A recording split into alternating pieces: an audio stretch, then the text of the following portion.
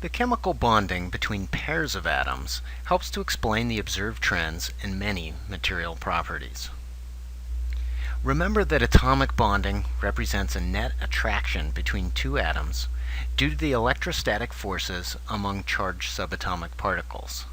Namely, the positively charged protons that are in the nucleus of atoms and the negatively charged electrons arranged in various quantum orbitals and shells surrounding the nucleus. The bond between any two atoms is largely determined by the number of electrons in the outermost, or valence shells, as well as how strongly these electrons are attracted by each atom's nucleus, quantified by its electronegativity. Metallic elements have a relatively weak attraction for electrons, or low electronegativities, while non-metallic elements have a strong attraction, or high electronegativities. A general trend is that electronegativity increases as you move to the right and upward on the periodic table. Electrical conductivity is one obvious material property that is related to these electronegativity values.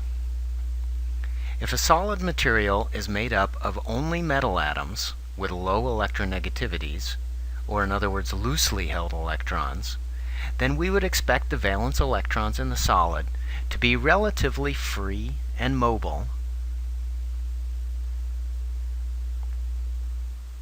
and the material should have a high electrical conductivity. This is of course the situation with pure metals and metal alloys, which have this type of metallic bonding. Although all metals are good conductors, copper, silver, and aluminum in particular are commonly used in applications where excellent conductivity is required.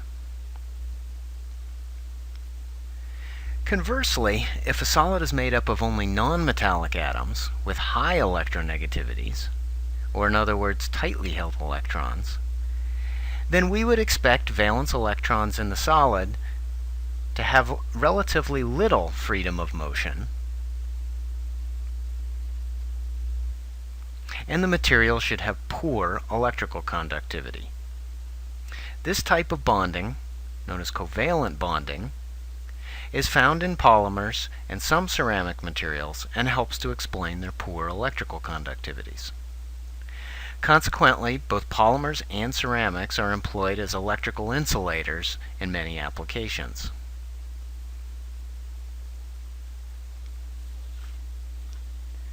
The third possible option, which is to have a solid composed of both metal and non-metal atoms, leads to ionic bonding.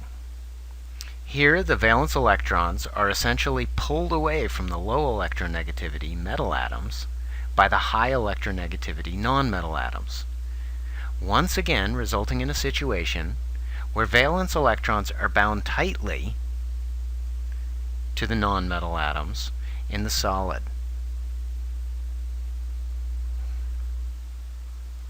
Consequently, ionic bonding, which is found in many ceramic materials, also leads to low electrical conductivities.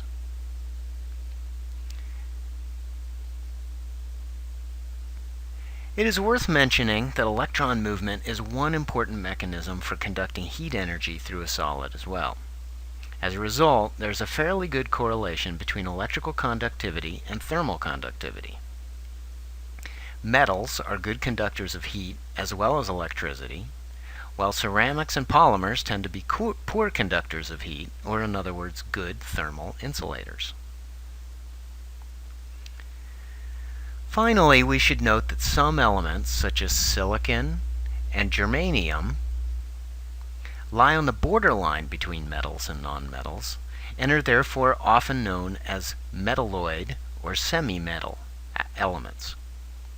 Their intermediate values of electronegativity lead to intermediate levels of electrical conductivity, giving rise to the name semiconductors for this subgroup of materials. One particularly important feature of semiconductors is that their conductivity can be enhanced and controlled by small amounts of added impurities. These doped semiconductors, as they are known, form the basis of the modern computer electronics industry. As we'll see in future lectures on electrical properties, the explanation given here for electrical conductivity is somewhat oversimplified. Nevertheless, it gives us a good first approximation in our understanding of the differences in electrical and thermal conductivity among different material classes.